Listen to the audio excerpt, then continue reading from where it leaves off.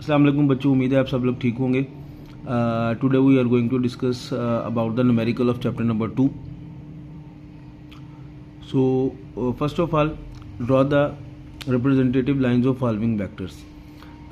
ये आपको अपना टॉपिक पढ़ा हुआ है which is called addition of vector और स्केलर क्वांटिटीज, वेक्टर क्वांटिटीज़।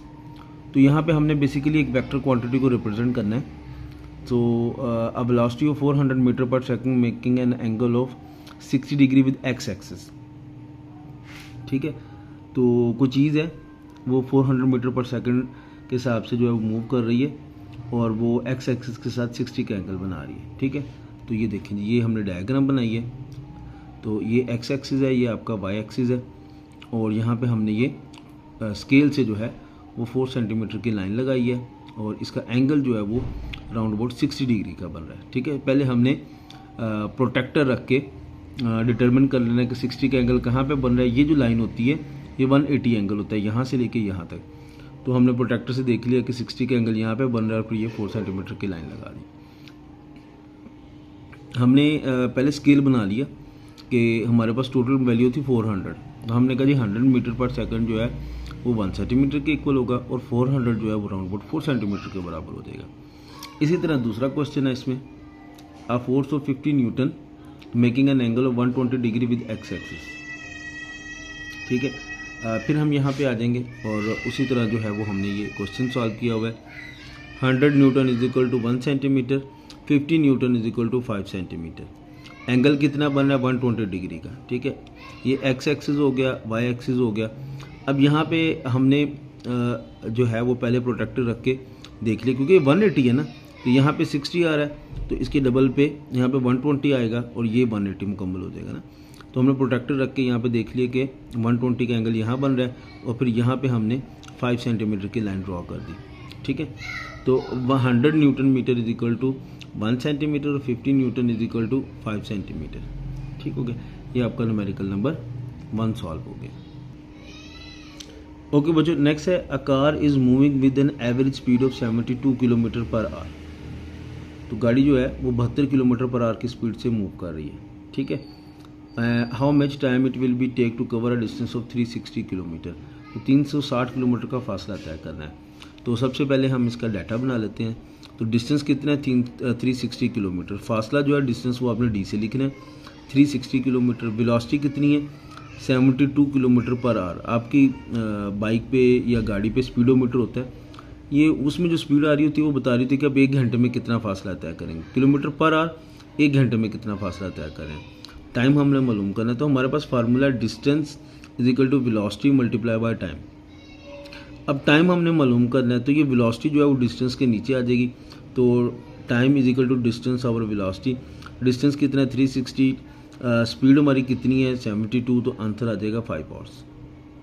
ठीक है, 72 5 द 360, तो 5 घंटे में हम ये फासला तय कर लेंगे। ठीक हो गया। उसके बाद आपका है numerical number 3, a truck start from rest. अच्छा, जब भी ये बात आएगी ना स्टार्ट फ्रॉम रेस्ट, तो ऐसी कंडीशन में जब हम पहली कंडीशन बताते हैं तो ये होती है वेलोसिटी। जो पहली बात होती है वो इनिशियल, आई से इनिशियल, तो ये इनिशियल वेलोसिटी आ गई। It reach at a velocity of 90 kilometre per our. तो ये वेलोसिटी कितनी आ गई 90 किलोमीटर आवर। ये क्या आ गया, टाइम आ गया। Find its average acceleration. ठीक है, ये इसकी जो वेलोसिटी होगी ये फाइनल वेलोसिटी होगी। ठीक है, जहाँ पे हमने इसको जाके पकड़ा। अब हमने मालूम करना है एवरेज एक्सेलरेशन। ठीक है, एक्सेलरेशन क्या होता है, चेंज इन वेलोसिटी। ठीक है, ये भी हमने इसी चैप्टर में पढ़ा हुआ है। तो हम इधर आ जाते हैं, ये देखें जी, इनिशियल वेलोसिटी कितनी है 0, क्योंकि ट्रक रेस्ट से स्टार्ट हुआ है तो खड़ा हुआ था तो उसकी वेलोसिटी 0 थी। फिर आगे फाइनल वेलोसिटी। फाइनल वेलोसिटी अगर आप यहाँ पे गौर करें तो वो कहते हैं 90 किलोमीटर पर आवर। तो ये स्टैंडर्ड यूनिट नहीं है। स्टैंडर्ड यूनिट जो है वेलोसिटी के मामले में होता है मीटर पर सेकंड। तो हमने किलोमीटर पर आवर को मीटर पर सेकंड में कन्वर्ट करना है। वो कैसे करना है मैं आपको बताता हूँ। देखें, हमारे पास 90 किलोमीटर पर आवर है, इसमें 90 उसी तरह आ जाएगा। किलोमीटर, 1 किलोमीटर जो होता है 1 kilometre is equal to 1000 metre. तो हमने बड़े यूनिट से छोटे यूनिट में जाना है, तो 90 को हम 1000 से डिवाइड कर देंगे, ठीक है। अब पर आर है, ठीक है। अब यहाँ पे हम क्या करेंगे कि पर आर, इसका मतलब है कि ये किलोमीटर पर आर, यानी कि ये यहाँ पे यूँ है, एच नीचे है। तो अब एक घंटे में 3600 सेकंड होते हैं, 3600 सेकंड होते हैं, तो 90 मल्टीप्लाई बाय 1000 डिवाइड बाय, हमने इसको चूँकि एच नीचे है तो एच को सेकंड में कन्वर्ट करना है, 3600 हमने यहाँ पर लिख दिया। तो इसका आंसर आ गया, ये 0 से 0 कट गए, 90 multiply by 10 is equal to 900 divide by 36, answer आ गया 25 मीटर पर सेकंड। अब हमारी इनिशियल वेलोसिटी भी मीटर पर सेकंड में, फाइनल वेलोसिटी भी मीटर पर सेकंड में। टाइम हमारे पास कितना है, 50 सेकंड है, ठीक है। तो एवरेज एक्सेलरेशन मालूम करने के लिए हम क्या करेंगे कि हमारे पास एक फार्मूला है एवरेज एक्सेलरेशन का, final velocity minus initial velocity divided by time. Final velocity मेरे पास क्या है 25, इनिशियल वेलोसिटी मेरे पास क्या है 0, ठीक है। तो 25 divide by 50 equal to 0.5 metre per second square. अब एक्सेलरेशन के मामले में यहाँ पे जो यूनिट है वो स्केयर आ रहा है। क्यों स्केयर आ रहा है, अब इस बात को समझिए कि यहाँ पे भी हमारे जो वेलोसिटी हैं इनके यूनिट बन रहे हैं मीटर पर सेकंड, और जो टाइम है वो भी क्या है सेकंड में है, ठीक हो गया। तो ये वाला सेकंड जब ऊपर जाएगा तो ये अभी +1 है, तो ऊपर जाके -1 हो जाएगा, तो -2 हो जाएगा, 0.5 मीटर पर सेकंड स्केयर। तो इसलिए एक्सेलरेशन का जो यूनिट होता है वो माइनस में होता है, लेकिन मीटर पर सेकंड स्केयर होता है, और जो वेलोसिटी वगैरह का होता है वो मीटर पर सेकंड होता है, ठीक हो गया। ये आपका क्वेश्चन नंबर 3 हो गया। उसके बाद है हमारा question number 4, numerical number 4। A car passes a green traffic signal while moving with the velocity of 5।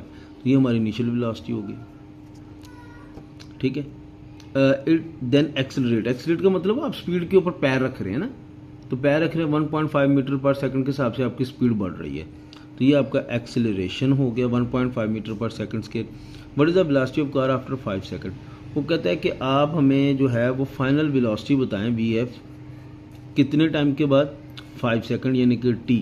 तो ये हमारे पास डिफरेंट वैल्यूज़ आ गई, इनिशियल वेलोसिटी आ गई, फाइनल वेलोसिटी आ गई, अच्छा, जो कि हमने मालूम करनी है, और ये आपके पास एक्सेलरेशन आ गया, और ये आपके पास टाइम आ गया, ठीक हो गया। अब इस सारे डेटा को हम पेस्ट कर देते हैं। तो ये देखें जी, हमारे पास इनिशियल वेलोसिटी कितनी आ गई जी, हमारे पास इनिशियल वेलोसिटी आ गई जी 5 मीटर पर सेकंड, ठीक है। एक्सेलरेशन कितना आ गया 1.5 मीटर पर सेकंड, टाइम कितना आ गया 5 सेकंड, फाइनल वेलोसिटी हमने मालूम करनी है। तो इस चैप्टर के अंदर हमने इक्वेशन ऑफ मोशन पढ़ी है। ये फर्स्ट इक्वेशन ऑफ मोशन है, जहाँ भी इस तरह की वैल्यू लिखी हुई देखें तो उसका मतलब है फर्स्ट इक्वेशन ऑफ मोशन है। फाइनल वेलोसिटी बराबर होती है initial velocity plus acceleration multiply by time. अब हमारे पास इनिशियल वेलोसिटी कितनी है 5 मीटर पर सेकंड, हमने लिख दिया, प्लस आपके पास एक्सेलरेशन कितना 1.5 metre per second square, multiply में हमारे पास टाइम कितना है 5 सेकंड, ठीक है। तो अब जब हम इन दोनों को लिखेंगे तो 5 का 5 आ गया प्लस 7.5 आ गया, और यहाँ पे हमने क्या लिख दिया 12.5 मीटर पर सेकंड। तो हमारी फाइनल वेलोसिटी कितनी होगी 12.5 मीटर पर सेकंड होगी, ठीक हो गया जी।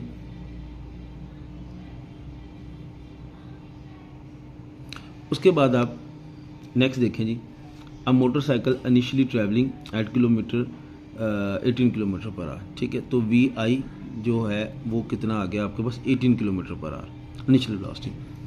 Accelerate at constant rate of 2 metre per second, acceleration कितना आ गया आपके पास 2 metre per second. How far will the motorcycle go in 10 second, 10 second यानी कि T टाइम जो है उसमें कितना दूर जाएगा, तो हमने S मालूम करना है यहाँ पे, ठीक है। तो इसमें अब हमारी सेकंड इक्वेशन ऑफ मोशन लगेगी। सो यहाँ पे आ जाते हैं हम।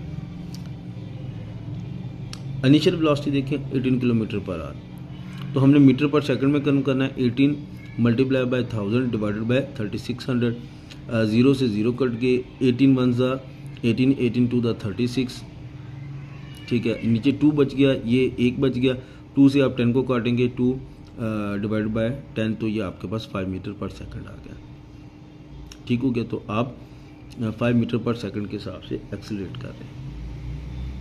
फाइनल वेलोसिटी का यहाँ पे जिक्र नहीं हुआ इसलिए हमने इसको लिखा ही नहीं। एक्सेलरेशन जो है वो 2 मीटर पर सेकंड है, टाइम जो है आप इसको ना लिखें तो ज़्यादा बेहतर है। टाइम आपके पास 10 सेकंड है। तो ये सेकंड इक्वेशन ऑफ मोशन हमने यहाँ पे अब यूज़ की है। टोटल हमारे पास 3 इक्वेशन ऑफ मोशन होती हैं, इस चैप्टर में हम डिस्कस भी कर चुके हैं। तो ये जो 3 इक्वेशन ऑफ मोशन है इसमें से सेकंड है, डिस्टेंस मालूम करने के लिए initial velocity multiply by time 1/2 acceleration time का स्केयर। तो इनिशियल वेलोसिटी हमारे पास कितनी है 5 मीटर, टाइम कितना है आपके पास 10 सेकंड, 5 मल्टीप्लाई बाय 10, 1/2 एक्सेलरेशन कितना है 2, टाइम कितना है 10 का स्केयर। तो 5 मल्टीप्लाई बाय 10 50, 2 से 2 कट गया, 10 का स्केयर 100, तो 50 plus 100 is equal to 150 metre. तो मोटरसाइकिल रुकने से पहले तकरीबन 150 मीटर का फासला तय करेगी। ठीक हो गया, उम्मीद है ये चीज़ें आपको समझ आ गई होंगी। यहाँ तक कि 5 न्यूमेरिकल है, आप कापियों पे नोट करके लेके आएंगे। अच्छा, ये थोड़ा सा चैप्टर के मतलब भी चैप्टर 2 है। इसमें सबसे पहली डेफिनेशन है mechanic is the branch of physics that deal with the motion of object and the force that change it. ठीक है, तो हम इसमें चीज़ों की हरकत को चेक करेंगे और वो ताकत जो इनकी जो है वो हरकत को तब्दील करते हैं, रोकते हैं। हम रोक रहे हैं, ब्रेक लगा रहे हैं तो रोक रहा है, और अगर हम स्पीड दे रहे हैं तो चल रही है मोटरसाइकिल। तो उन सब चीज़ों को हम मैकेनिक्स कहते हैं। आपकी गाड़ी ख़राब हो जाए ना तो कभी किसके पास गए थे, मैकेनिक के पास गया था। तो भाई ये मैकेनिक जो लफ्ज़ है ना वो फिज़िक्स की ब्रांच से निकला है। लेकिन अब ये देखें कि आप उसको इंजन चेक करवाते हैं, आप उसको अपनी चैन चेक करवाते हैं, आप उसको अपनी शाखें चेक कराते हैं, बट आप मैकेनिक को कभी भी अपनी गाड़ी बाइक की हेडलाइट नहीं चेक कराते। वो कहते किसके पास गए थे, इलेक्ट्रिशियन के पास गया था इशारे चेक कराने के लिए। ठीक है, समझें इस बात को, डिफरेंस समझ लें। तो mechanics divide into 2 branches. Kinematics is the study of motion of object without referring to force. हम ये देखेंगे कि चीज़ कैसे चल रही है, तो काइनेमैटिक्स।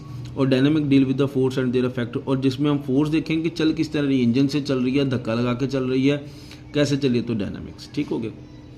फिर स्केलर एंड वेक्टर क्वांटिटीज हैं, 2 मशहूर डेफिनेशन है। Short question number 3, is that physical quantity which can be describe completely bye its magnitude only. मिसाल के तौर पर हम 5 किलोग्राम ऑफ शुगर, हम दुकानदार को कहते हैं 5 किलोग्राम चीनी दे दो, तो वो 5 किलोग्राम चीनी दे देता है। ठीक है ना। तो दूसरा इसमें जो हमारी डेफिनेशन है वो वेक्टर है। Is that physical quantity which needs magnitude as well as direction describe completely, जिसमें हमें डायरेक्शन की भी ज़रूरत होती है। ठीक हो गया। तो a vector is that physical quantity which need magnitude as well as direction describe completely. तो the example of vector quantities are displacement, velocity, acceleration, weight, force, ये सब। ठीक है।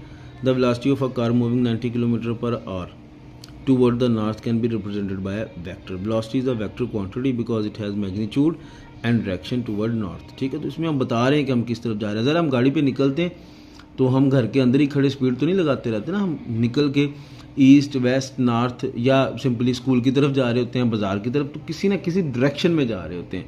तो ऐसी कंडीशन में जब कोई मैग्नीट्यूड के साथ आप कोई डायरेक्शन ऐड कर दें तो फिर वो जो है वो वेक्टर क्वांटिटी हो जाती है। इसी तरह रिजल्टेंट वेक्टर है, हम 2 या 2 से ज़्यादा डायरेक्शंस को जमा करते हैं तो वो रिजल्टेंट वेक्टर होता है। वी कैन ऐड 2 और more vector to get a single vector, this is called resultant vector. It has the same effect as the combined effect of the vector to added. ठीक है, तो ज़ाहिर है 2 vectors को इकट्ठा करेंगे तो उनका जो टोटल रिजल्टेंट वेक्टर बनेगा उसकी वैल्यू उतनी होगी जितनी हम 2 क्वान्टिटीज़ को जमा करेंगे। 1 + 2 = 3 ही होगा, वो 4 नहीं होगा, बट डायरेक्शन होगी। We have to determine both the magnitude and direction of the resultant vector, हमें इसकी मालूम होने चाहिए। फिर शॉर्ट क्वेश्चन नंबर 5 है head to tail rule. To add vector we can apply the head to tail rule. To add a number of vector redraw their representative lines such that the head of one line coincide with the tail of the other.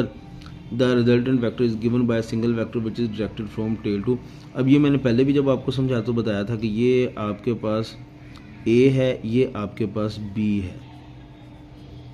ठीक है, तो ये vector A, ये vector B। अब resultant vector क्या होगा, यहाँ से लेके यहाँ तक होगा। ठीक है, तो ये हमारा रिजल्टेंट, ठीक है, तो A to B डायरेक्शन में आ